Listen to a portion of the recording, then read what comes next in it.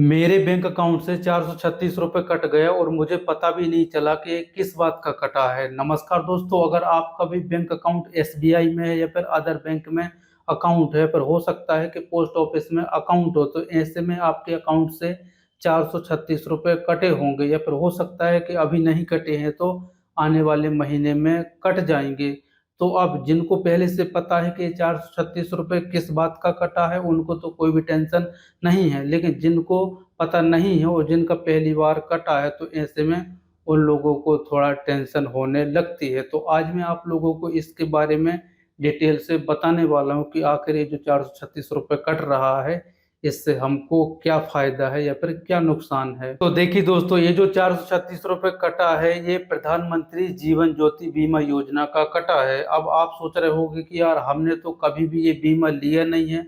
तो मैं आप लोगों को बता देता हूं कि जब आप बैंक में जाके सेविंग अकाउंट ओपन कराया है, या फिर हो सकता है कि पोस्ट ऑफिस में कराया हो, तो ऐसे में जो बैंक वाले होते हैं आपसे सहमति ले रहे होंगे, या फिर हो सकता है कि आपको इस बीमा के बारे में खुलकर ना बताया हो और ऐसे ही बीमा चालू कर दिया है आपके अकाउंट में।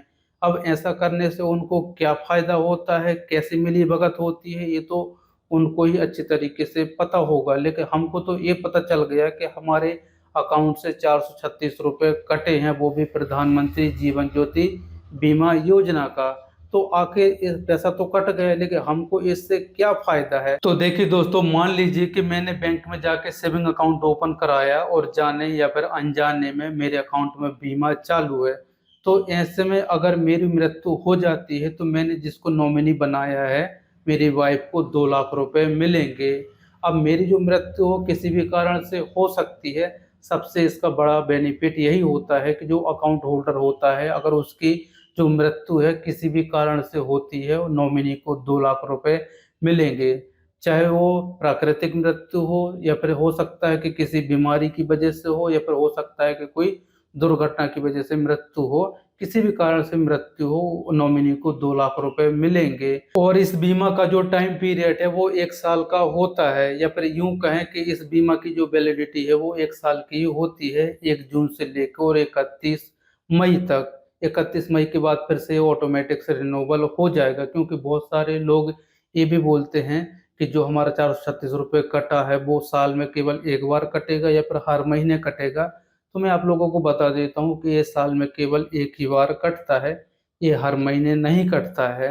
और जैसे ही 31 मई एंड होगी, ऑटोमेटिक से रिन्यूएबल हो जाएगी।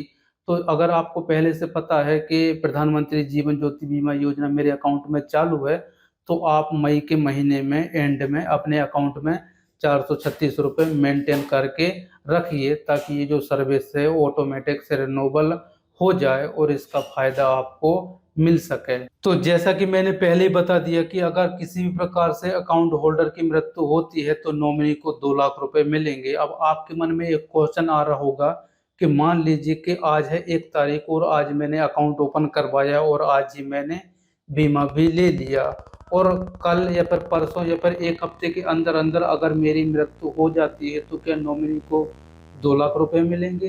तो यहाँ पर एक 30 दिन का नियम भी लागू होता है, बड़े ध्यान से सुनना है। तो यहाँ पर 30 दिनों का जो नियम है वो ये कहता है कि मान लीजिए कि आज आपने बीमा लिया और 30 दिनों के अंदर अंदर आपकी मृत्यु हो जाती है, मतलब कि नेचुरल मृत्यु हो जाती है, तो ऐसे में जो नॉमिनी होता है उसको 2 लाख रुपए नहीं मिलेंगे। अब क्यों नहीं मिलेंगे? क्योंकि आपकी जो मृत्यु है वो नेचुरल हुई है। और अगर नेचुरल नहीं होती है, किसी एक्सीडेंट की वजह से होती है, तब 2 लाख रुपए मिलेंगे, यहाँ पर कोई भी दिक्कत नहीं है। लेकिन जब आपने बीमा लिया और इसके बाद से 30 दिनों के बाद अगर आपकी जो मृत्यु है नेचुरल होती है, या फिर एक्सीडेंट से होती है, या फिर अदर कोई भी रीजन से होती है, तब तो नॉमिनी को 2 लाख रुपए मिलेंगी ही मिलेंगी, इसको कोई भी नहीं रोक सकता। बस आपको इस बात का ध्यान में रखना है कि 30 दिनों के अंदर अंदर अगर नेचुरल मृत्यु होती है, तो फिर ऐसे में 2 लाख रुपए नहीं मिलेंगे। अब आप ये सोच रहे होंगे कि यार, ये बीमा तो बहुत ही अच्छा है, खाली 1 साल का 436 रुपये दो और 2 लाख रुपए का कवर लो। तो ये तो बहुत ही अच्छी बात है, और इसको किस प्रकार से चालू कर सकते हैं, तो मैं आपको बता देता हूँ कि इसको कोई भी चालू कर सकता है, चाहे वो पुरुष हो या फिर महिला हो, बस उसकी जो उम्र है 18 साल से ऊपर, और 50 साल तक एज वाले भी ओपन करा सकते हैं। जस्ट अगर आपके बैंक अकाउंट में ये बीमा चालू नहीं है तो आपको बैंक में जाना है, या फिर अगर पोस्ट ऑफिस में अकाउंट है तो पोस्ट ऑफिस जाना है, और इसके बाद से उनको बोलना है कि मेरे अकाउंट में मुझे प्रधानमंत्री जीवन ज्योति बीमा योजना चालू करना है। इसके बाद से वो लोग एक फॉर्म देंगे, तो उस फॉर्म को भरना है और साथ में जरूरी डॉक्यूमेंट्स अटैच करके और जमा कर देना है, और इसके बाद से आपके अकाउंट में ये जो बीमा है चालू हो जाएगा। तो चलिए अब बात करते हैं कि अगर आप इस बीमा को जून, जुलाई या फिर अगस्त महीने में चालू कराते हो तो आपको 436 रुपये का शुल्क देना पड़ेगा। यानी कि आप 436 रुपये का पूरा जमा करोगे, इसके बाद से आप इस बीमा में 31 मई तक कवर रहोगे। इसी प्रकार से यहाँ पर अलग अलग महीने के हिसाब से जो चार्ज है, या फिर यूं कहें कि जो शुल्क है, प्रीमियम, वो अलग अलग निर्धारित किया गया है। जैसे कि सितंबर, अक्टूबर या फिर नवंबर में अगर आप बीमा चालू कराते हो तो आपको 342 रुपये देना पड़ेगा। इसके बाद से अगर आप दिसंबर, जनवरी और फरवरी में चालू कराते हो तो आपको 228 रुपये का प्रीमियम देना पड़ेगा। उसी प्रकार से अगर आप मार्च, अप्रैल या फिर मई के महीने में चालू कराते हो तो आपको 114 रुपये का प्रीमियम पे करना पड़ेगा। तो आपके मन में एक छोटा सा क्वेश्चन हो सकता है कि अगर ये जो बीमा है हम मार्च के महीने में चालू कराएं, जिसका जो शुल्क है वो 114 रुपये इतना कम है, तो क्या अकाउंट होल्डर की मृत्यु होने के बाद भी नॉमिनी को 2 लाख रुपए मिलेंगे? तो इसका आंसर है कि यस, 2 लाख रुपए मिलेंगे। आप महीनों के हिसाब से आप किसी भी प्रकार का प्रीमियम भर सकते हो, लेकिन जो कवर है ना, बीमा कवर है, वो कम नहीं होगा, वो 2 लाख रुपए ही होगा। तो चलिए अब बात करते हैं कि मेरे अकाउंट में ये जो बीमा स्कीम है वो पहले से चालू है और मुझे इसे बंद कराना है। वैसे तो मैं आप लोगों को बंद बता देता हूँ कि बंद नहीं कराना चाहिए, ये बहुत ही अच्छा है। एक साल में केवल 436 रुपये जमा करो और 2 लाख रुपए का कवर पाओ, तो आप इसको बंद मत करिए। लेकिन बहुत सारे लोग होते हैं, उनको बंद कराना है, वो सोचते हैं कि मुझे नहीं चाहिए।